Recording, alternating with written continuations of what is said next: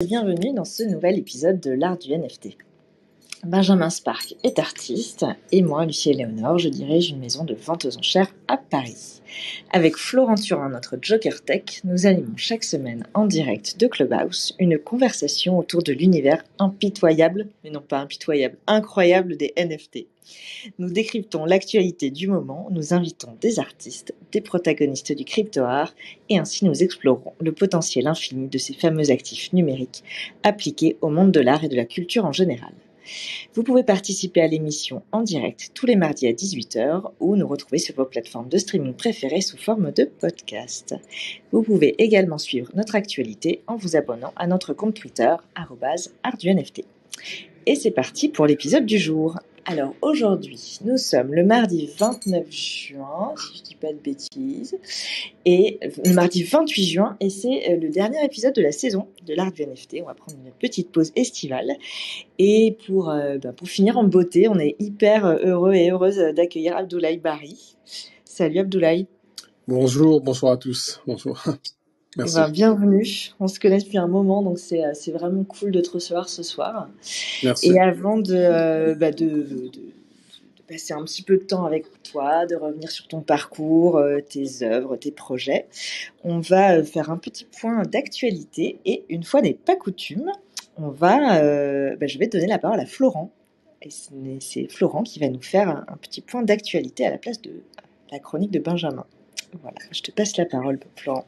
Merci beaucoup, Léo. Alors, j'ai pas le talent oratoire de Benjamin pour raconter ses actus et ses histoires à chaque fois. Surtout que là, en plus, ça va être de l'autopromo, donc shameless autopromo. Mais en gros, l'actu de la semaine, c'est que, comme vous le savez peut-être, je suis le cofondateur de Walkanda, qui est une plateforme pour tokeniser ses œuvres de street art et les vendre en tant qu'NFT sur la blockchain Ethereum. Et on lance jeudi un gros drop. Donc on a une quinzaine d'artistes qui sont inscrits. Et je vais faire le lien avec un peu le mot du jour qui va venir en suivant. Mais pour parler un petit peu du drop, du coup, c'est 15 street artistes internationaux. On a quelques Français, quelques Européens, mais sinon pas mal d'Américains. On veut des noms. Il y en a beaucoup. Je sais pas, mais du coup, en français, on a Derf, on a Obscene, on a Amandine Lévich qui est en Belgique. Voilà, c'est plutôt international, on va dire. Donc, chez les Américains, on va avoir Mancini, on a un Irlandais qui s'appelle Shane et qui fait des astronautes, qui est assez génial. On a de la 3D, on a de l'animé, des vidéos, enfin il y a un peu de tout. Et c'est vraiment un mélange d'univers et qui sort en fait par rapport à une innovation qu'on a mis en place sur la plateforme qui est le lazy minting et qui est aussi du coup le mot du jour. Du coup, le lazy minting, pour raconter un petit peu l'histoire, c'est on revient à décembre 2020, donc le marché des NFT commençait vraiment à rentrer en ébullition. Et les frais sur la plateforme sur Ethereum, parce que à cette époque-là, la majorité du volume était sur Ethereum. Ethereum commençait à décoller, les frais devenaient vraiment impossibles à gérer, et OpenSea a un coup de génie et sort ce qu'ils appellent le lazy minting. Et le lazy minting, en fait, c'est vous allez, en tant que créateur de NFT, en tant qu'artiste, pré-rentrer toutes les métadatas de votre NFT. Et c'est l'acheteur, au moment de l'achat, qui va finir de valider le NFT et donc créer le NFT pour vous. Et ça fait que l'artiste, du coup, avait plus besoin de payer les frais de gaz. Et le collectionneur rentrait un petit peu dans l'histoire en tant que mécène ou du moins était inscrit sur la blockchain en tant que la personne qui a minté l'œuvre véritablement, comme on pourrait minter un projet PFP. Et donc, on a trouvé cette fonctionnalité intéressante parce que du coup, ça permettrait aux street artistes qui ont, que ça soit pour donner à leur communauté ou pour rendre ça plus accessible tout simplement. On pensait que c'était intéressant qu'ils puissent commencer à expérimenter sans forcément qu'ils aient besoin d'acheter des Ethereum, etc. pour pouvoir créer sur la plateforme. Et donc, on a mis un peu de temps parce que c'est extrêmement complexe, on va pas se mentir. Il y a très peu de plateformes qui le font parce que voilà, c'est pas si simple à mettre en place. même si tout le code est open source, etc., il y a quand même beaucoup de branchements à faire, on va dire, et tout vérifier. Donc voilà, on a mis du temps, mais du coup, nos artistes ont été patients et je voulais les remercier pendant cette petite actualité pour leur patience. Pour être sûr d'avoir bien compris, c'est en fait l'acheteur qui insère le certificat sur la blockchain. Donc c'est l'acheteur qui mint et qui crée le certificat finalement de l'œuvre. C'est ça? C'est ça. En gros, c'est l'artiste rentre une sorte de pré-création et le collectionneur finit de créer l'œuvre en la mintant, en la collectionnant. Un peu comme sur FXH où en fait c'est la personne qui mint, enfin qui. Oui, c'est ça. C'est dans l'art génératif. Comme dans l'art génératif, quoi. Voilà, c'est exactement ça. Donc. Et donc ce drop, c'est un drop de 15 artistes avec des pièces en édition limitée ou en pièces uniques? Il y a les deux. Il y a les deux. Il va y avoir des pièces uniques, il va y avoir des éditions. Donc ça se passe sur la plateforme de Walkanda. C'est ça, walkanda.art. Ok. Et il y a une thématique? Et la thématique, c'est vive les vacances, quoi. Vive les vacances? Non, il n'y a pas de thématique. C'est des artistes qu'on a dit attendez avant de poster. Il faut qu'on crée des nouveaux contrats. Comme ça, voilà, vous aurez des contrats aux petits oignons. Et donc, voilà, on n'a pas donné de thématique sur ce drop-là. Mais voilà. D'accord. Et ça se passe quel jour? Tu peux nous rappeler? Jeudi. C'est le jeudi, du coup. Jeudi 30 juin. Jeudi 30 juin, exactement. D'accord. Et ce sont des prix fixes ou un système d'enchères? Non, c'est que des prix fixes. Des prix fixes et sans durée limitée, c'est-à-dire que les œuvres sont dévoilées jeudi et ensuite on les achète quand on veut. C'est ça, c'est ça, tant qu'on peut. C'est exactement, tant qu'on peut. Ça marche, merci beaucoup Florent. Tu nous as fait actu et mots crypto, oui, 2 en 1, c'était super. D'ailleurs, je sais pas si du coup j'ai fini l'histoire, mais en décembre du coup 2020, quand le marché rentrait en ébullition, OpenSea a sorti cette fonctionnalité, ça a vraiment contribué à faire décoller un petit peu l'essor, parce que c'était du coup les frais de gaz pour créer, c'était plus un frein pour certains artistes, et donc il y a des nouveaux artistes qui, je sais, sont rentrés sur le marché parce que justement ils n'avaient pas forcément besoin d'acheter des Ethereum et d'investir. Donc lazy is the key. C'est ça. Cool. C'est ça. Non, mais je pense qu'on va bouger vers des modèles, voilà, qui sont plus sains et plus accessibles pour le plus grand nombre. Et c'est pour ça aussi que Tezos est aussi populaire. C'est parce que voilà, les frais étaient, au-delà de l'aspect écologique, les frais ont toujours été bien inférieurs. Et voilà. Après, il y a tout le côté communautaire, mais voilà. Super. Vive l'innovation. Super, absolument. Et on va passer à l'interview d'Abdoulaye. Tu connaissais le lazy minting, Abdoulaye? Oui, j'avais entendu parler ça au début quand j'avais commencé, parce que j'avais peur en fait. Enfin, au début, les frais de gaz étaient assez élevés, donc oui, j'avais entendu parler de ça, mais je l'ai jamais fait. T'as jamais testé. Non. Alors, un petit point avant d'attaquer, est-ce qu'on dit Abdoulaye ou Abdoulaye? Abdoulaye. Voilà, merci, comme ça je prononcerai bien tout du long et forever. Merci. Alors, on se connaît depuis longtemps, Abdoulaye. Et j'aimerais que tu commences par nous dire, pour ceux qui ne te connaissent pas encore, qui tu es, très rapidement, juste pour te situer avant qu'on revienne sur ton parcours, mais qui tu es, où tu vis et ce que tu fais dans la vie. Ouais, donc je m'appelle Abdoulaye Barry, donc j'ai 27 ans, je suis motion designer 2D, 3D, 2D depuis 3 ans maintenant, et 3D depuis 1 an et demi. Et donc actuellement j'habite à Saint-Denis, en région parisienne. Et voilà. Et je suis artiste aussi dans le monde des NFT. Tu es aussi artiste. Bon, on va parler de tout ça. Alors, raconte-nous un peu ton parcours, d'où tu viens, comment t'en es arrivé là où tu es aujourd'hui. Ouais. Où est-ce que tu as grandi? Ouais. Alors, on va dire que c'est un peu chaotique, mais en gros, donc je suis né à New York, aux États-Unis. Donc c'était une décision de mes parents. C'était complètement réfléchi de faire naître à New York pour avoir la nationalité. Donc c'est-à-dire que tes parents ne vivaient pas aux États-Unis et ils se sont dit on va aller accoucher à New York. C'est ça. Ouais, c'est ça. T'es enfant unique ou t'étais l'aîné ou... Non, je suis le plus petit. Je suis le seul garçon. Je suis le plus petit. J'ai 2 grandes sœurs. Qui sont nées à New York aussi? Non, elles sont nées à Abidjan, en Côte d'Ivoire, parce que mes Ok. parents habitaient en Côte d'Ivoire de base. Et comme j'ai une grande famille, donc on a de la famille aussi aux États-Unis, donc c'était assez simple d'y aller parce qu'on avait des contacts directement là-bas, sur place. Donc en fait, voilà, ma mère est partie d'abord toute seule en grossesse du coup, et mon père l'a rejoint un mois plus tard.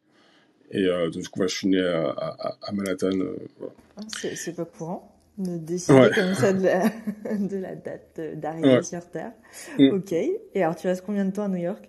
Alors, je reste quelques mois parce qu'en fait, tu peux pas juste naître et partir. Faut rester un peu. C'est beau. C'est ça. Super byline.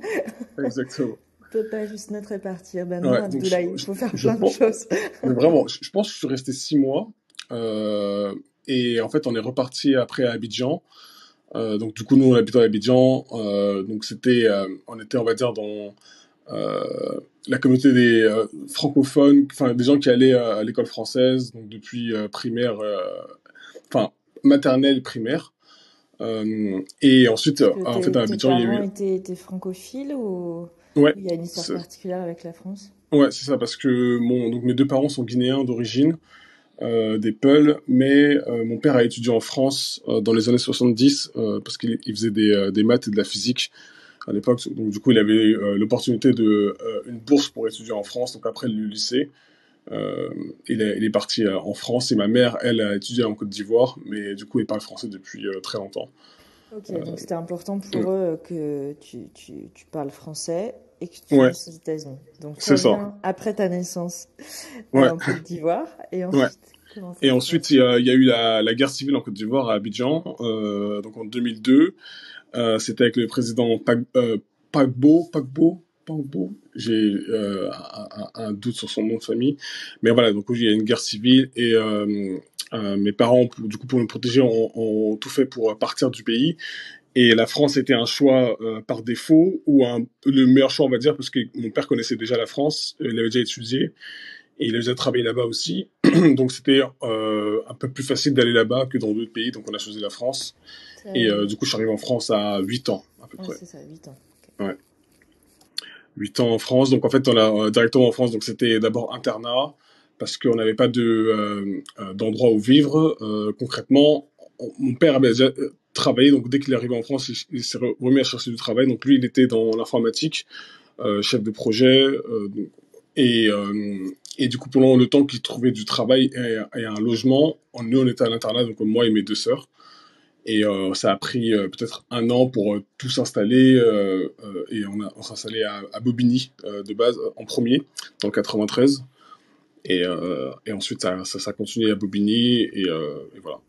Et comment tu l'as vécu, toi, c'est arrivé en France, tu te souviens? Je m'en souviens un tout petit peu. C'était, on va dire, mes premiers souvenirs. Ce que je m'en souviens, c'était qu'il faisait froid. C'était ça que le truc que j'avais. J'avais pas l'habitude de porter des manteaux. J'avais jamais vu de neige. Ça m'avait marqué. Ouais. Et aussi le métro, parce qu'on est arrivé directement Gare du Nord. J'avais jamais pris le métro non plus, donc Mais j'étais facile. ça fait ça à tous les gens qui arrivent, pas forcément de l'étranger, hein. Tous les gens qui Ouais, arrivent de province, ça leur fait ça. Les gens qui arrivent ouais, du sud, c'est pareil, hein. ouais, Ils ah arrivent en oui, France, ah, il fait froid, il y a le métro. ouais. Mais vraiment ça, c'est ça Mais qui c'était une belle. T'étais content d'arriver en France ou c'était plutôt difficile de quitter ton pays?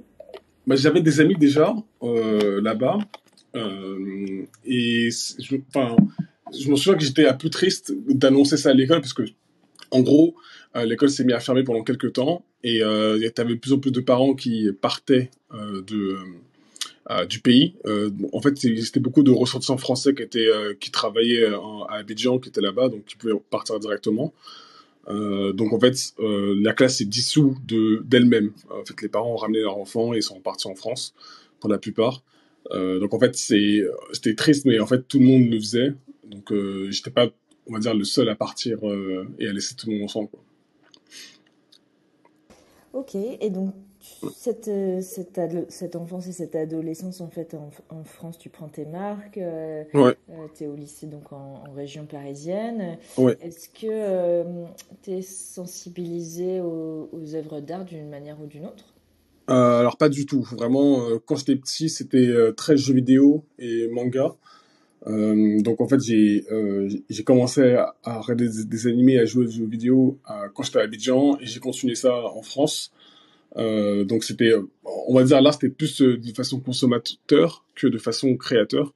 Donc je consommais beaucoup de jeux vidéo et lisais beaucoup de mangas à cette époque-là. Qu'est-ce qui te En ce plaisait qui dans les mangas?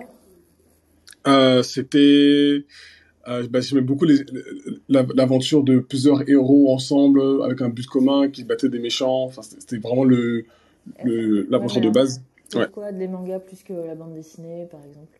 Je pense que les mangas, à une époque, ça passait assez facilement à la télé, en tout cas la télé que je regardais, Ok. les chaînes que je regardais, et c'était le premier truc qui m'ont marqué directement, et aussi parce que c- c'était plus, on va dire aussi les musiques qui m'ont marqué. Genre, il y a plusieurs des openings d'animés qui reviennent en tête. Donc je sais pas pourquoi, mais voilà, c'est ça qui m'a marqué le plus. Et je n'avais pas accès aux bandes dessinées avant, pas du tout. La bibliothèque à côté de chez moi, il y avait beaucoup de mangas aussi, donc souvent j'allais à la bibliothèque après les cours pour aller lire. Ouais, c'est là qu'on voit que c'est vraiment une culture, hein, la culture du manga. Il y a à la fois le dessin, il y a l'histoire, il y a la psychologie des personnages, il y a la musique, ça c'est pour les animés.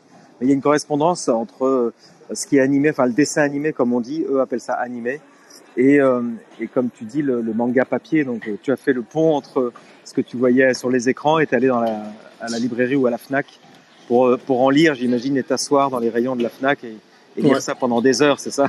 ouais, c'est ça. Ouais, bah, en fait, mon père avait vu ça, que j'aimais bien lire des mangas, donc il a toujours voulu que je lise des livres dans tous les cas. Donc il m'a dit, si tu lis, bah, autant que tu lises des choses que tu aimes bien.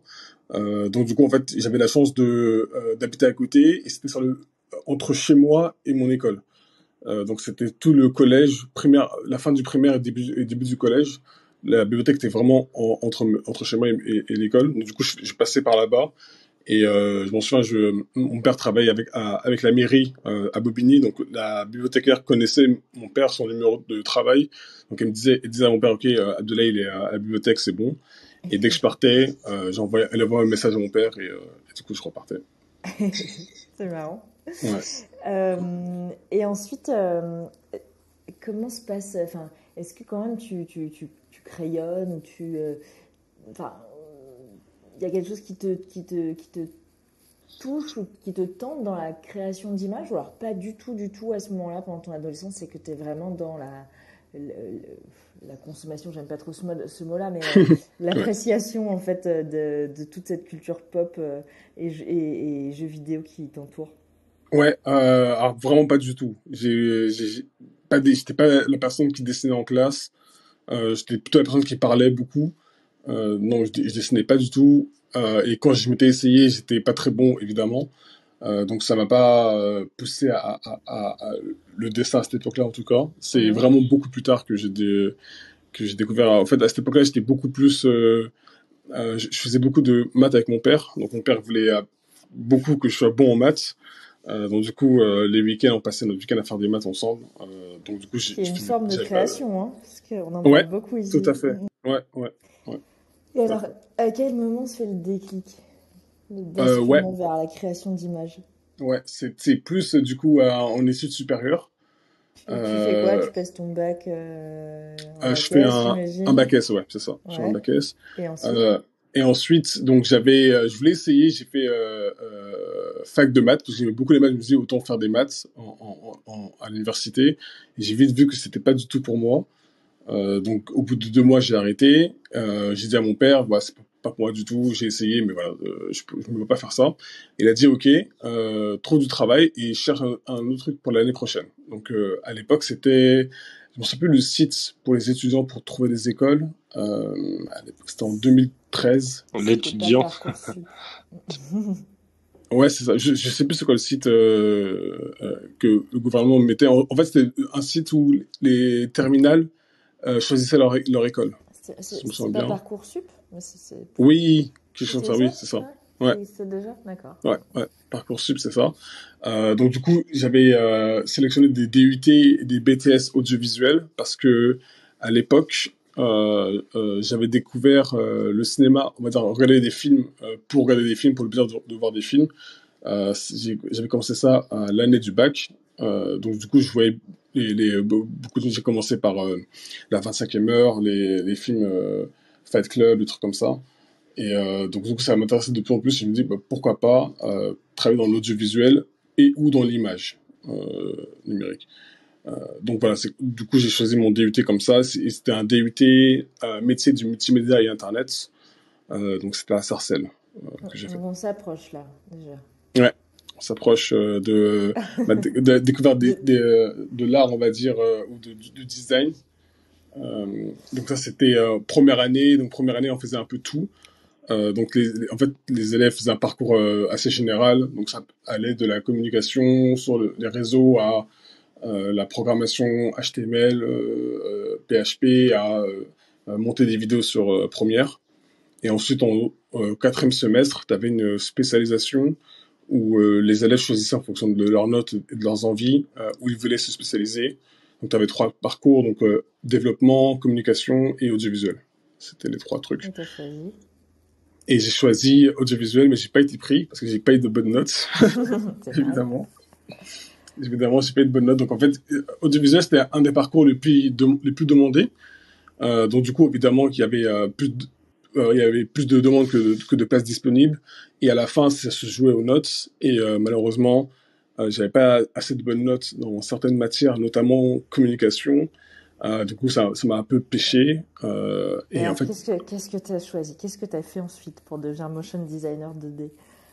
bah, en fait, dès le début, c'est que j'ai pris la chance de pas avoir été pris en audiovisuel. Je suis parti en communication. Et en DUT, tu as droit à 10 absences non justifiées par semestre. Et j'ai séché 10 fois les cours pour apprendre. Donc c'est comme ça que j'ai commencé vraiment à toucher les logiciels un peu plus, parce que du coup, j'avais pas accès à ça en cours normal, Donc en en fait, communication. tu as appris de manière autodidacte Ouais, le c'est ça. motion design. D'accord. Ouais. Et alors, qu'est-ce qui Ouais. t'a plu là-dedans? Ce qui m'a plu, c'est déjà rester sur un ordi, ça me plaît depuis très longtemps. Je comprends. Déjà, j'ai joué beaucoup de jeux vidéo à l'époque, StarCraft 2, League of Legends, donc rester devant un ordi, ça a toujours été une seconde nature, on va dire. Et c'était aussi le fait, c'était un peu des logiciels de puzzle, parce que on te lance dans ce logiciel-là, où tu peux tout faire, mais à toi de voir des tips, trucs et astuces pour pouvoir faire la chose que tu veux faire. Donc c'est beaucoup de puzzles, et ça m'a tout de suite plu. Donc comment faire ça? Je voyais des vidéos, ok, comment je fais ça? J'ai cherché sur YouTube à l'époque, donc c'était vraiment autodidacte. Et des fois aussi, j'allais voir le prof de la section audiovisuelle en tête à tête pour lui demander des conseils sur les trucs. Bon, alors tu t'auto-formes quelque part, et à Ouais. quel moment tu décides de passer à la 3D?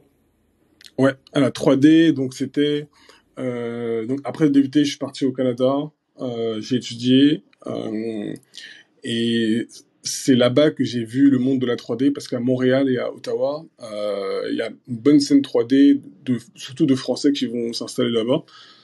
Donc à l'époque, c'était Jordan Holland, je sais pas si vous connaissez, Non, je pense que vous connaissez. pas. Ouais, Jordan Holland. Il y avait Fuck Render à l'époque aussi, Ah ouais, Euphoria. Fassbender, ok. Ah ouais. Ouais. Donc, toutes ces personnes-là étaient à la 3D, faisaient des everydays. Et du coup, je voyais ça sur Instagram et ça me plaisait de plus en plus. On a Des 2D animation. everyday, juste pour ne seraient pas familiers, c'est des posts quotidiens, par exemple sur Instagram. Donc c'est se forcer, entre guillemets, à faire une image par jour et poster sur les réseaux. Ouais, c'est ça. Le C'est plus ça. connu étant Beeple, qui les a ensuite vendus et ce qui a lancé toute la mouvance NFT. Ouais, exactement. J'ai vu ça et dès que, en fait, j'avais vu un podcast de Beeple qui parlait de pourquoi il faisait des everydays et ça m'a donné envie d'en faire moi aussi. Donc en fait, j'ai fait 1 an et 3 mois de everydays sur Instagram et après ça m'a permis aussi de gonfler mon compte parce que je postais tous les jours et à l'époque l'algorithme d'Instagram aimait beaucoup que les gens postent tous les jours. C'est plus le cas maintenant, plus trop, ça a changé, mais voilà, c'était ça à l'époque. Et la 3D, c'était juste avant que je commence la NFT. J'ai acheté une machine suite à un travail en freelance. Donc j'ai acheté la machine, une plus puissante machine pour faire la 3D tranquillement. Alors, c'est quoi une Et machine pour faire de la 3D? c'est un PC avec une grosse carte graphique, Ok, plusieurs dizaines de gigas de RAM. Donc moi c'est 64 et un bon écran aussi, ok. très important. Un Ouais. truc hyper puissant, quoi. Ouais, Donc là, tu as tout le matos, tu commences à créer tes œuvres, ouais. et ensuite tu découvres les NFT. Ouais, j'ai découvert les NFT par Instagram, donc c'était en novembre 2020 que j'ai entendu pour la première fois le mot NFT. C'est parce que c'était le mois où Beeple faisait un drop sur Nifty Gateway. Donc il faisait un Mhm. drop de... Donc bien à- avant sa grosse vente chez ouais, Christie's en mars bien 2021. avant, c'est ça. Donc il faisait ces drops sur Nifty Gateway, donc tu avais des open editions à $1000 que j'ai vu passer devant moi et j'ai pas acheté parce que j'y croyais pas du tout. Et évidemment, une semaine plus tard, c'est monté à 5000, 6000. J'ai fait, bon, ok, là, je comprends qu'est-ce que ça veut dire. Je pense Et que c'est l'œuvre, je te coupe, mais je crois que c'est l'œuvre qui représente Donald Trump, comme il y a eu sa défaite en novembre. ouais, Il y a cette fameuse œuvre où il est à plat, il est ratatiné à plat dans un jardin public, il y a des gens qui passent devant et puis il est tagué d'insultes et il y a le petit oiseau Twitter qui va sur lui, c'est ça? alors ça, je pense que c'est plus une œuvre 101. Les oppositions que je parle, c'est plus le Pikachu, le Bull et l'espèce de sense sci-fi avec un astronaute ou sur une planète. Je sais pas si vous voyez. Si, effectivement, je vois bien. D'ailleurs, ces œuvres ont fait partie des 5000 œuvres Ouais, vendues c'est chez ça. Christie's. Ouais. Ouais, c'est ça. Et donc, tu vois, tu parles de One on One, c'est intéressant parce qu'on parle maintenant. Alors, One on One, c'est donc une œuvre unique, contrairement au Open Edition ou le principe de l'Open Edition. Tu peux peut-être nous le rappeler d'ailleurs. Pendant 24 heures, c'est ça, on mint autant qu'il y a d'acheteurs, quoi. Parfois Finalement. c'est 5 minutes hein, sur Nifty Gateway. Ça dépend en fait, pendant une durée limitée en tout cas. Hein. C'est bien Ouais, ça, c'est Boulay. ça. Durée très limitée. Et alors, donc, toi tu vois ça passer. Et toi tu fais quoi comme type d'œuvre à ce moment-là, il y a un peu plus d'un an? À ce moment-là, je commençais tout juste la 3D, donc c'était pas des œuvres artistiques, c'est plus des œuvres pour apprendre. Donc en fait, j'avais mon Notion, donc l'application pour prendre des notes, et du coup je travaillais tous les jours aussi, donc c'est des scènes assez basiques. C'est juste pour apprendre le logiciel et être habitué à l'utiliser. Ok, et là l'arrivée des NFT, ça te fait comprendre que peut-être un jour tu pourras vendre tes œuvres ou tu t'en rends compte bien plus tard? Je m'en rends compte assez vite, mais Ouais. je me rends compte aussi que j'avais pas le niveau parce que je voyais certains artistes 3D qui commençaient à l'NFT, bah, déjà, ils avaient évidemment plus de niveau que moi parce que ça faisait plus longtemps qu'ils en faisaient. Donc je voyais ça, mais moi je voyais plus le côté collectionner, flip au tout début que vraiment vendre mes œuvres à moi parce que je me sentais pas au Ouais, tu niveau voulais faire du fric quoi. Tu voulais exactement. Exactement. le scoop Abdoulaye nous révèle tout. Ok, bon, donc tu commences comme ça, il n'y a pas de mauvaise manière de commencer. Et alors, raconte-nous cette dernière année, qu'est-ce qui s'est passé là depuis un an? Ouais, bah c'est passé beaucoup de choses. J'ai eu la chance de bien rentrer dans ce monde-là. Je pense que ce qui m'a aidé le plus, c'est que je comprenne l'anglais. Donc j'ai appris l'anglais un peu plus tôt quand j'étais au Canada. Et du coup, plusieurs ressources, des trucs que j'apprenais en ligne, c'était tous en anglais. Et quand j'ai vu les NFT, je voyais que Twitter, c'était que en anglais, YouTube, c'était que en anglais. Donc du coup, ça m'a beaucoup aidé à prendre les informations à la source, on va dire, et à trier, voir ce qui me plaît, voir ce qui me plaît pas. Et du coup, je me suis réinscrit sur Twitter en janvier 2021. Et juste après avoir fini mon un mois de Everydays 3D, j'ai pris les meilleures images, la meilleure image selon moi, et je l'ai minté. Du coup, mon premier mint en mars 2021. Donc, mon premier mint, c'était avec une plateforme qui s'appelle Seventh Grants. Donc, c'est une plateforme qui aide les artistes à minter leurs premières œuvres et du coup eux ils payaient les gas fees parce qu'à l'époque c'était au moins $200 Il n'y avait pas de pour lazy minting à l'époque? non il n'y avait pas des meetings, c'était au moins $200 pour minter et je me vais pas mettre $200 pour minter une œuvre. Donc du coup je cherchais limite des trucs pour trucs gratuits. J'ai vu cette application sur Twitter et je voyais que ils avaient un bon curateur d'artistes. Donc il y avait Euphoria qui était dans le board qu'on choisit, Blake Catherine, beaucoup d'artistes 3D, notamment Blake Catherine, Euphoria, Beeple, Donc du coup, j'ai appliqué à ce formulaire et Candidaté. une semaine plus tard, ouais, candidaté, ouais, le, au Québécois, candidaté et donc du coup j'ai candidaté là-bas et j'ai reçu une réponse positive une semaine après Ok, et ça a super. commencé. Et ça a commencé. Ouais. Est-ce que tu peux nous parler un peu de ton processus de création? Parce qu'il n'est Ouais, pas anodin quand même. ouais, tout à fait. Alors, en gros, mon processus de création, c'est, je l'ai prise de plusieurs artistes 3D sur Cinema 4D, donc c'est le logiciel qu'on utilise. Donc Cinema 4D, c'est de base, c'est pas un logiciel qui est procédural. Donc, je vais expliquer ce que ça veut dire plus tard procédural. C'est un logiciel qui est basé sur les objets.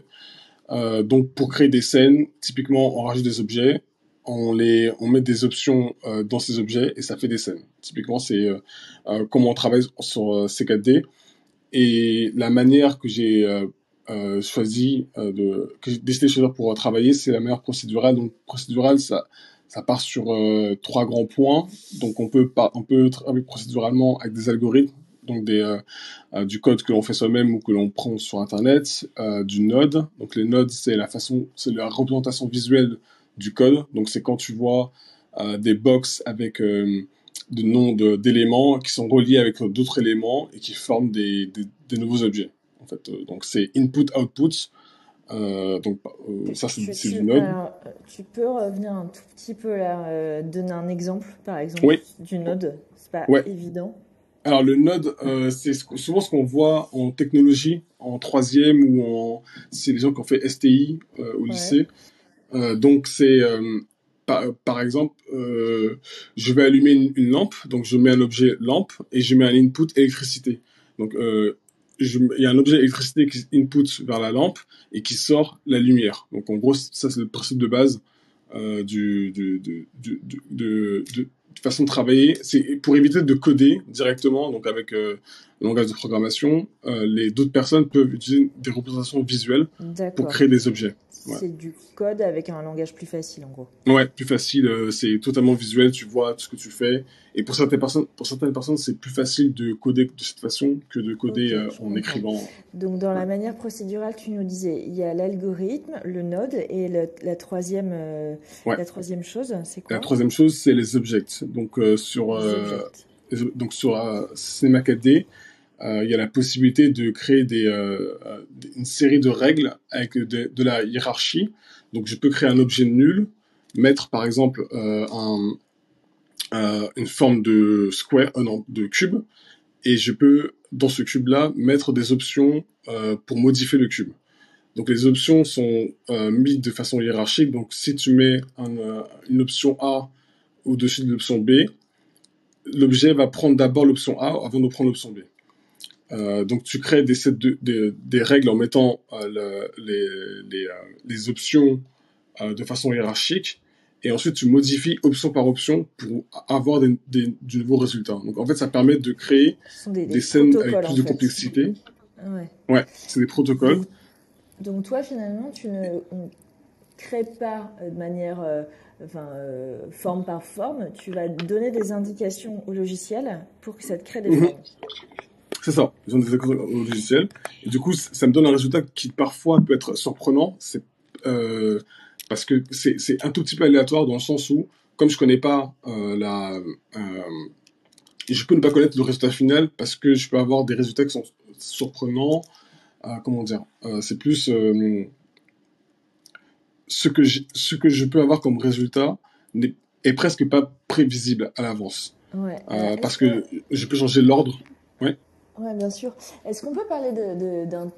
Enfin, moi, j'avais dans mon tweet tout à l'heure, je parlais d'intelligence artificielle, mais c'est peut-être un abus de langage de parler d'intelligence artificielle dans ce cas-là, puisque c'est plus des procédures que tu vas déterminer toi, plutôt qu'un apprentissage que la machine va faire, c'est ça? C'est ça, ouais, parce qu'en fait, il n'y a pas d'apprentissage derrière. Le résultat sera le même à chaque fois. C'est plutôt tes tests à toi. En fait, tu as une approche par tâtonnement visuel presque. C'est ça, c'est par tâtonnement visuel. C'est beaucoup de... en français, trial and error, comme on dit en français, trial error, ok. Ouais, je sais pas comment... On va trouver.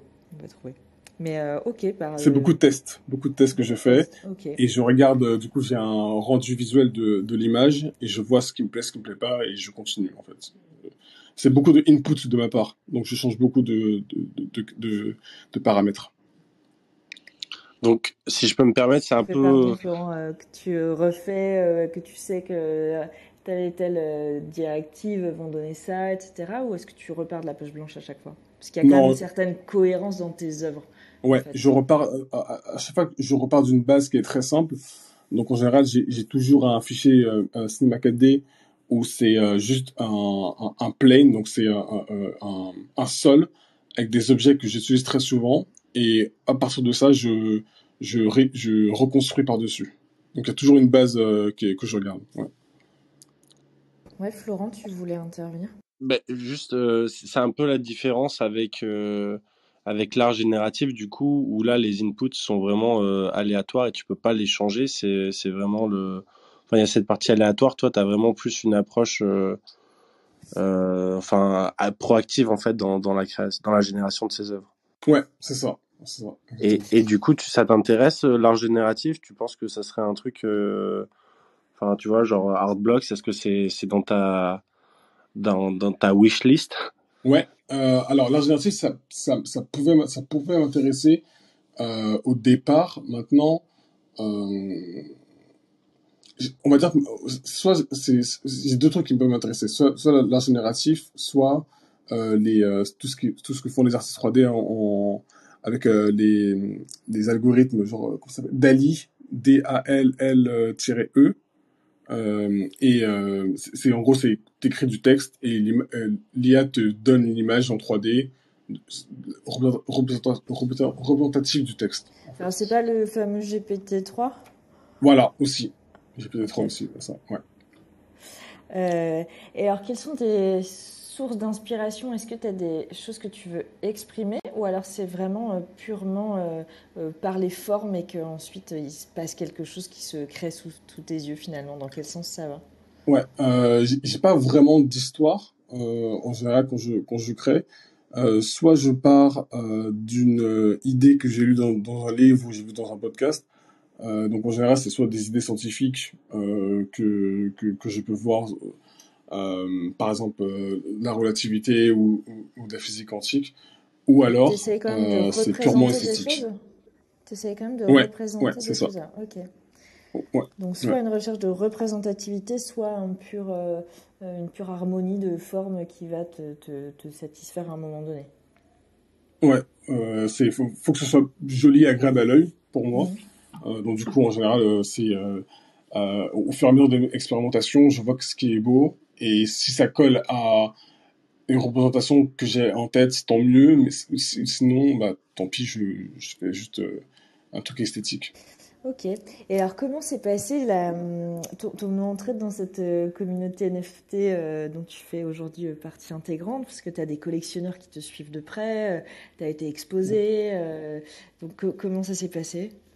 Ouais, en fait, ça s'est passé assez simple parce que j'ai pu rentrer avec des gens que je connaissais de avant. Donc, il y a une artiste qui s'appelle Lana Denina, donc qui vient de Montréal. Donc, on s'est connus un tout petit peu avant les NFT et on a commencé en même temps à se donner des conseils, des YouTube à suivre, des tuteurs à suivre, et aussi certains artistes de la communauté motion design avec qui que je connaissais aussi, notamment un Français qui s'appelle Melvin Le Bottier, Melvin. Donc c'est un artiste 3D qui va à Paris. Donc lui aussi, on a commencé presque en même temps, donc on se donnait des conseils. Donc c'était assez simple au début de rentrer, parce que je commençais pas de zéro. J'avais toujours des gens avec qui discuter, en tout cas au début pour s'informer sur le sujet. Et comment tu as vendu tes premières œuvres alors? Comment tu t'es retrouvé être collectionné par Benoît, pour ne pas le citer, Benoît Couty, Ouais, fondateur du Mocha? ouais, ouais. C'est que Twitter en vrai, parce que je pense qu'à un moment donné, j'étais à la recherche de gens en France pour pouvoir parler des NFT en français. Et Benoît Couty, c'est un nom qui est revenu assez souvent dans mes recherches sur Twitter. Donc, du coup, je l'ai suivi Et je pense qu'il a vu mon travail, il a bien aimé. Et du Et coup, c'est parti. de base, il m'avait invité pour... et c'est parti, pour le MOCA en décembre 2021. Et de là, c'est parti.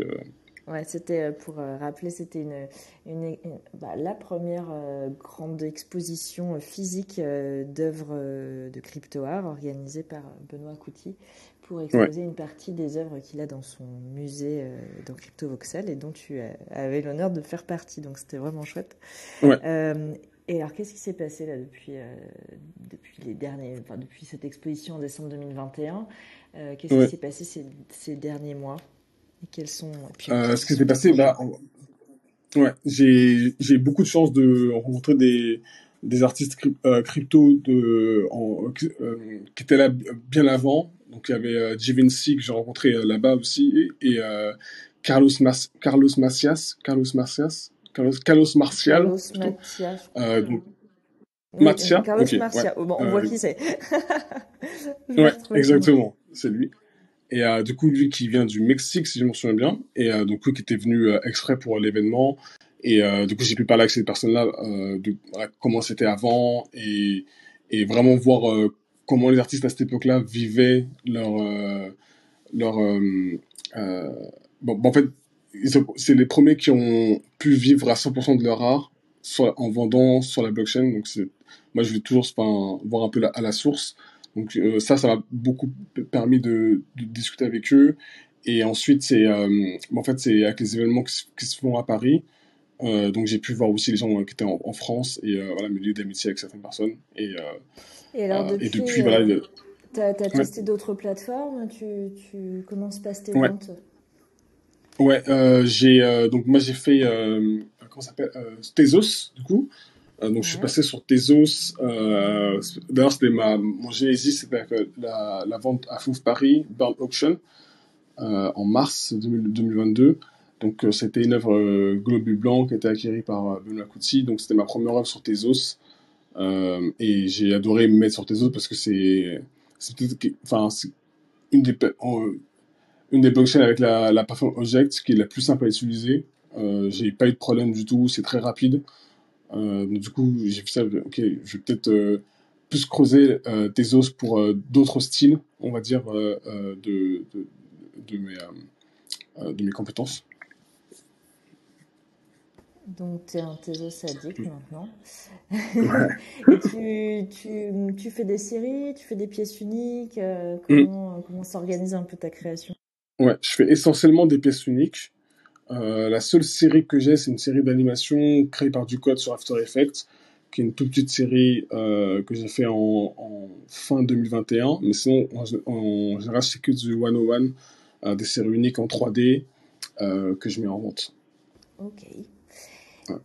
Et alors, tes projets là pour les semaines qui viennent, j'en profite parce qu'il est déjà moins le quart. S'il y a des auditeurs ou des auditrices qui souhaitent poser des questions à Abdoulaye, pour celles et ceux qui nous écouteraient en direct, n'hésitez pas à lever la main. On vous fait intervenir avec grand plaisir. Donc voilà, quels sont tes projets pour les prochaines semaines, Abdoulaye? Ouais, alors. Là, je reviens de NFC NYC, là. Donc j'étais la semaine dernière. Ouais, Euh, il s'est passé un euh, truc. T'es ouais, exposé ouais. encore. J'ai pas exposé, non. J'ai pas exposé Ah, là-bas. t'as pas Non. exposé, ok. J'ai raté toutes les deadlines pour exposer sur Twitter, malheureusement. Donc non, j'ai pas exposé, mais j'ai pu voir des artistes que je connais exposer là-bas, dont Lana Deluna dont j'ai parlé tout à l'heure. J'ai pu voir aussi des amis de France, des amis d'un peu partout. Donc c'était une très bonne expérience d'y aller. Au début, j'avais un peu peur de pas vraiment profiter ou de pas réussir à connecter avec les gens, mais en fait, c'est très simple. Les Américains sont très facilement approchables, on va dire. Donc ça c'était bien.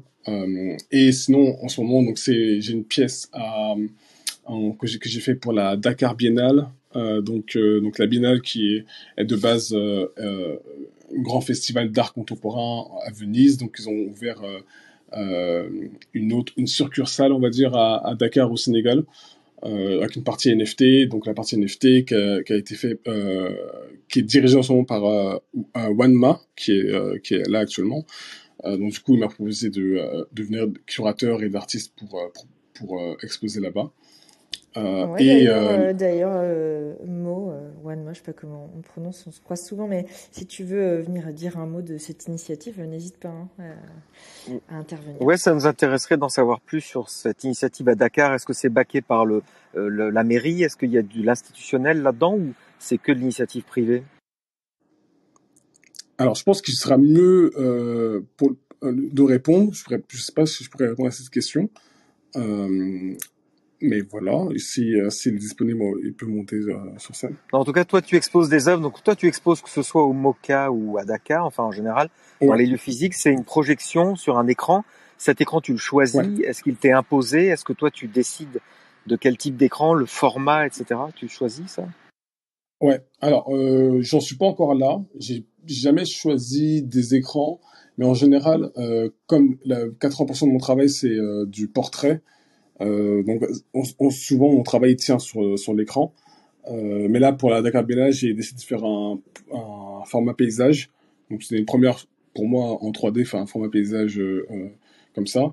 Mais sinon, non, j'ai pas eu accès aux informations par rapport aux écrans. Ouais, les portraits, donc c'est du 4 tiers. Donc, en fait, ça correspond au standard de n'importe quel écran plat, en fait, c'est ça. Ouais, c'est ça. Ouais, parce que c'est une vraie problématique, ça, qui se pose à tous les artistes. Ouais, C'est le format, l'homothétie des écrans, qui correspond pas toujours, voire même rarement à ce qu'on a envie de créer, quoi. Et en fait, on a la contrainte de l'écran, puis aussi parfois la contrainte du look de l'écran. Parfois, c'est un peu un écran plat basique, ou parfois on peut utiliser quelque chose de plus raffiné ou plus créatif. Enfin, c'est un vrai sujet, en fait, je pense. Ouais, on est c'est un vrai sujet tous au parce début qu'en plus, de la mais réflexion sur la monstre. ouais, c'est quelque chose qui, moi, je l'ai vu beaucoup à New York. T'avais des galeries, par exemple la Crypt Gallery de King of Midtown, où les écrans étaient magnifiques et du coup les œuvres fitaient bien à l'intérieur de l'écran. T'avais pas de bord noir sur le côté ou en haut ou en bas. Donc je pense que ce sera dans le futur, ouais, ça sera un des enjeux pour présenter l'art digital en tout cas. Ah ouais, le bord noir, c'est carrément le cauchemar, ça. Ouais, exactement. Ouais. Le beurre noir. Et ben super. Bon, il n'y a pas d'intervention directe là. Donc moi j'aimerais bien savoir si, bon je connais un peu la réponse, mais si toi tu es collectionneur, Abdoulaye. Oui, Ouais. oui, Alors ouais. raconte-nous un petit peu. J'ai, Ah bah, il suffit d'aller sur son OpenSea, hein, on voit Bah tout, ouais. hein. c'est vrai, c'est vrai, c'est vrai. Ouais, moi, j'ai commencé par du T'as 101. commencé comme ça en fait. Pour, J'ai commencé comme ça. J'ai Ouais. commencé par du 101 au tout début. Donc, c'est sur la plateforme Makerspace, mais qui est pas reliée à mon OpenSea. Donc, du coup, on voit pas mes œuvres Makerspace. Parce qu'en fait, j'ai deux adresses sur Makerspace et sur OpenSea. Donc, d'abord, j'ai commencé par acheter des œuvres pas très chères du tout, à 50 euros, 60 euros, des œuvres sur Makerspace. Donc, un des premiers artistes, c'est Victor Duarte, qui est un artiste 3D maintenant, qui a beaucoup de succès, qui fait de la 3D, beaucoup d'animations 3D science-fiction. Donc, j'ai collectionné de ses premières œuvres au tout début sur Makerspace. Et à côté, en ce moment, c'est beaucoup de ENS, name, donc les noms de domaine .eth, T'achètes des que trucs j'aime beaucoup. rigolos ou Ah, j'ai acheté salopette.eth. Pas mal. Je me suis dit, ça peut servir. Abajour.eth, voilà. Ouais. Ouais, je vois. Et est-ce que tu te souviens de l'achat de ton premier NFT? Est-ce que ça t'a fait une émotion? Est-ce que ça t'a fait quelque chose ou Ouais. est-ce que tu t'en souviens? Ouais, je m'en souviens parce que c'était une des vidéos que j'ai regardées pour apprendre les NFT, c'est qu'on on m'avait dit, c'est qu'on pas acheté. J'ai fait, bon, ok. Donc du coup, pareil, j'ai commencé avec 50 euros. Et quand j'ai vu qu'il y avait mon nom à côté, mon pseudo, ma photo, et c'était vraiment genre propriété de Abdoulaye Bari, là j'ai compris, j'ai eu un petit truc. Euh, ah, je voulais l'afficher partout en fait. C'est vraiment ça que j'ai eu au début.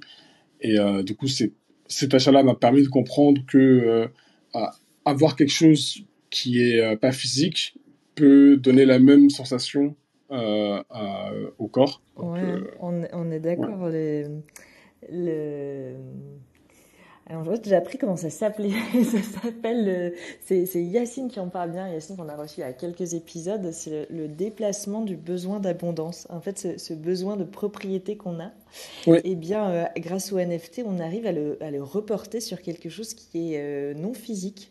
Et donc moins impactant pour la planète et plein d'autres choses. Mais c'est exactement ce que tu décris, c'est qu'on a la même satisfaction de propriété, hein, d'avoir quelque ouais, chose tout à fait. quand on achète un bien physique, c'est fascinant. Hein, qu'on est Ouais. fier en fait voilà, d'avoir une œuvre, d'avoir quelque chose. Sympa. Et alors, le NFT que tu n'as pas réussi à avoir. J'ai pas pris les cubes de Pâques quand c'est sorti avec Sotheby's. Donc je pense que c'était en mai ou en avril 2021. Donc c'était un gros drop sur Nifty Gateway et j'y croyais pas trop. Je voyais ça à $500. Je fais bon, j'y crois pas trop. C'est un cube, ok c'est joli, mais du coup j'ai pas acheté. Mais c'est un petit Tu regret parce regrettes que là. Ouais. ouais, Il 4 aurait mois pu plus un peu. tard c'était 15 000 euros. Bon, ça Et aurait alors, été est-ce que bien. tu as pris un merge de Pâques? Non, du tout. Parce qu'après, enfin, j'aime beaucoup Pâques, mais j'achète pas Pâques. C'est très bizarre. J'aime beaucoup voir ses vidéos, mais j'achète pas du tout ses vidéos, enfin, ses NFT, parce que, peut-être- je pense pour acheter ces NFT, c'est beaucoup de game theory, de théorie du jeu. Il faut beaucoup s'impliquer pour comprendre, et j'ai pas du tout le temps de m'impliquer pour comprendre, alors que j'apprenais en même temps la 3D à cette époque-là aussi. Mais je comprends parce que toi, tu adores l'esthétisme et effectivement, je suis comme toi, j'aurais pris un cube de Pâques parce que c'est Ouais, purement esthétique. C'est ouais. d'ailleurs c'est le summum de l'esthétisme pour moi. Alors que les autres, les merge et tout ça, c'est comme tu dis, c'est du jeu. La théorie des jeux, c'est des énigmes, des jeux de pistes et Ouais, ça me gonfle effectivement, ça me gonfle. exactement. Et C'est alors, ça. le NFT que tu attends avec impatience. Moi, j'attends avec impatience la prochaine collection de Beeple qui va faire avec. Alors, ils ont sorti une vidéo. Comment ça s'appelle C'est un projet qui fait. euh, Apparemment, ça serait une sorte de métaverse qui va créer Beeple. Mais ça sera. Tu auras des open editions pour le début, pour créer la communauté. Donc, normalement, ça sort cet été-là, en 2022. Donc voilà, c'est la prochaine collection de Beeple voilà, qui m'excite un peu, on va dire. Ok. Et je t'ai pas demandé s'il y avait un ou une artiste qui t'inspirait. Enfin, tu nous en as cité quelques-uns, mais s'il fallait en citer qu'un ou une, ce serait qui? Ouais, moi, je dirais Pâques, hein. Je pense. Ah ouais, quand même. Ouais, j'ai trop vu Pâques. En fait, je le connaissais un peu avant, le NFT, parce qu'il faisait beaucoup de vidéos très bizarres sur Vimeo à l'époque, en 3D. Et c'était un peu mystérieux, on savait pas qui c'était, même à l'époque, on savait pas qui c'était. Même si après, on peut chercher à pouvoir d'où il vient, en tout cas. Mais ouais, Pâques, parce que ses premiers travaux sur Super Rare, j'ai beaucoup, on va dire, copié certaines textures. Donc je mettais sur mon logiciel et j'essayais de recréer la même chose. Donc ouais, Pâques, je dirais Ok, Pâques. donc quand même source d'inspiration. Il gratte, hein, Pâques. On adore le détester, quoi. Mais je crois Ouais, savoir que exactement. Pâques, donc Pâques est un adepte de cinéma 4D comme toi, et je crois savoir, tu pourrais me confirmer ça, que il mettait en open source certains de ses calques de création pour que les artistes s'en emparent, justement. Alors, oui, il le faisait au tout début, ouais. Il a arrêté assez vite, malheureusement. Et, lui, il le faisait et Beeple l'a fait beaucoup aussi, c'est vrai. Ouais, c'est ça, ouais, c'est le côté open source un peu, c'est un clin d'œil à la blockchain où tout le code est libre Ouais, d'accès, quoi, open source en fait. c'est ça.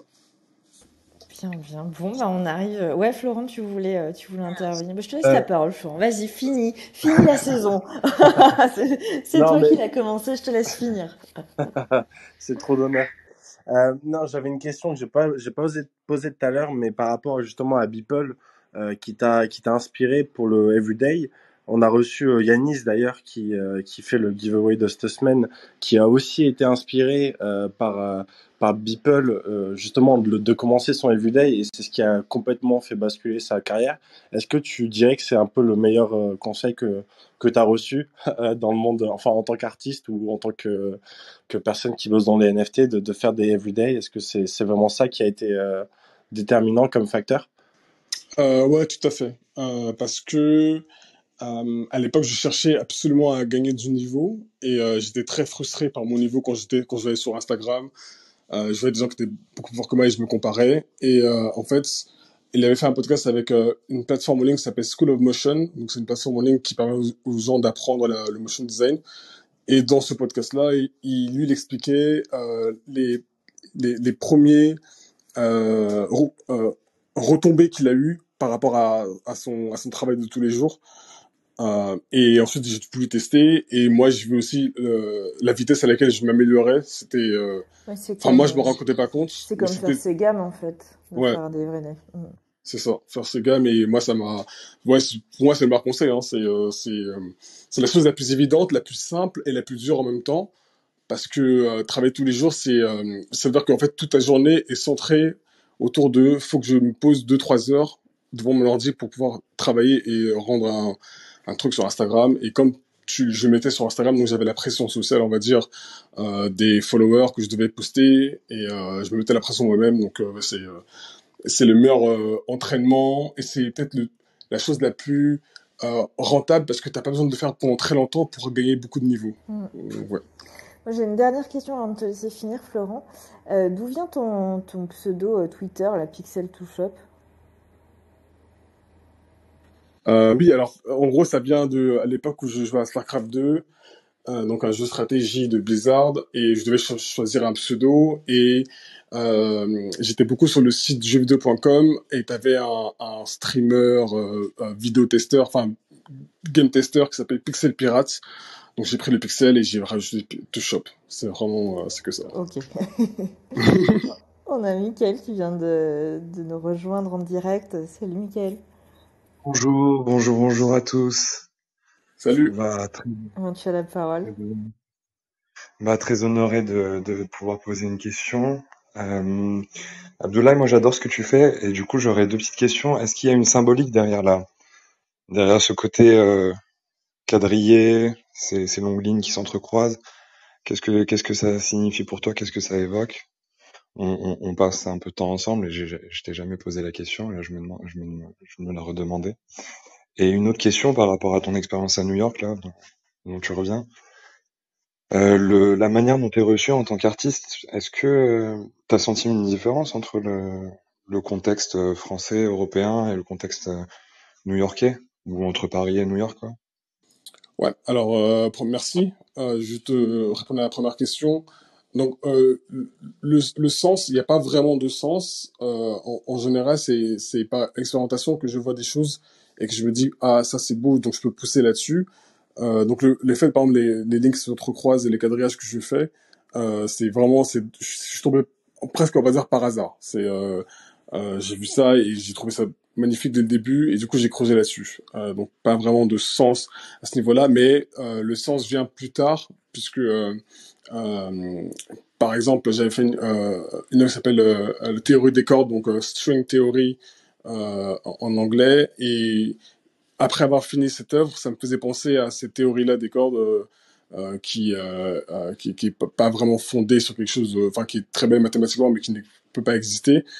Et du coup, j'ai fait, ok, ça colle bien à mon image de ce que j'avais dans la tête. Donc, le sens vient plus tard. Au début, il n'y avait pas de sens au tout début. Et pour la question de New York, j'ai pas. les- Il y a vraiment une différence entre les événements crypto-artistes et les événements PFP. Donc, j'ai fait les deux. Et en PFP, il n'y a pas vraiment de différence. J'ai pas senti. Et pour les événements plus artistiques, je dirais que, on va dire, les Américains sont très curieux. Après, je pense que ça vient aussi du fait que je sois français, que je sois noir. Vous savez, pour beaucoup d'Américains, c'est très, c'est bizarre pour eux, on va dire. Donc, ils ont jamais vu de noir qui est pas français. Donc, c'est plus côté là. Mais en vrai, ça passe très vite et il n'y a pas beaucoup de différence. Ils sont très business. Ça, pour le coup, ils sont très, très business. Ce que j'aime bien aussi. Donc, Alors, merci Abdoulaye. On a une question de Roulion. Alors Roulion, si tu veux venir la poser en direct, n'hésite pas. Sinon, elle dit le ranking à SC2, ça c'est la vraie question. Alors perso, j'ai pas compris, mais peut-être que ça te parlera plus. ouais, j'ai compris. Bah, j'étais en 1v1, j'étais platine au maximum sur StarCraft 2. Donc, voilà. Ok, c'est bon Roulion, j'espère que ça répond à tes attentes. Waouh, beau gosse. Ok. Bon, Florent, je te laisse la main. Cette room m'échappe complètement. Il est temps que je me mute et que je te C'est ça. laisse la main, Florent. Débrouille-toi pour finir. Et que tu partes en vacances. Non, mais c'est important de voir, voilà, les qualités, pas juste artistiques, mais aussi de gamer. C'est important pour un crypto-artiste. Mais du coup, ouais, merci beaucoup, Abdoulaye, pour cette room vraiment très quali, et c'était génial de découvrir ton parcours atypique. Merci. Comme tu le sais, on fait des giveaways régulièrement pour remercier nos auditeurs d'être là, à nous soutenir et nous écouter chaque semaine. Donc, je sais pas si Léo t'a proposé en amont. Oui, il est d'accord. Ok, bon, que je mette personne mal à l'aise. Déjà, je vais te demander de tirer au sort. Enfin bon, déjà, je vais te remercier. Merci beaucoup pour le giveaway. Et je vais te demander du coup de choisir le gagnant ou la gagnante du giveaway de cette semaine, qui est la collection 203 de Yanis, qui a un parcours un peu similaire au tien, je trouve, et qui, au travers du Everyday qu'il a fait aussi. Donc, c'est la boucle se ferme. Dis-moi un chiffre entre 1 et 27, s'il te plaît. Je dirais 4. 4. C'est Oscar. Ça faisait longtemps. Oh, mais il en a eu plein.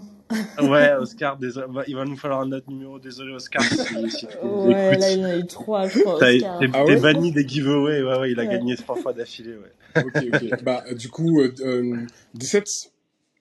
Ok, alors 17, il va me falloir un peu de temps. 5, 6, 7, 8, 9, 10, 14, 15, 16, 17, c'est KLM. KLM, c'est Casper WCK. Donc, bravo à toi. Je vais faire un tweet. Et d'ailleurs, Abdoulaye, je sais pas si tu sais, mais tu as gagné le giveaway de la semaine dernière au Rabel. Oui, ouais, exactement. Elle m'a dit ça quand on était à New York. Ok, bon, ben génial, génial. Vous étiez tous les deux à New York, donc je sais pas si, je présume que vous êtes arrangés du coup. Mais voilà, félicitations à toi du coup. Merci. Parce qu'elle était vraiment très bien cette œuvre. J'ai failli la voir, mais bon, je l'ai remise en jeu. Et du coup, c'est un petit peu ça qui va clôturer cette saison 2 de l'art du NFT. On espère que vous avez apprécié cette saison. On va revenir après cet été avec peut-être un nouveau concept, un nouvel horaire, on ne sait pas, mais avec de la nouveauté. Et on espère que voilà, ce format vous a plu, cette saison vous a plu. Je ne sais pas si Léo, tu veux rajouter quelque chose Non, c'était un avant de partir en vacances.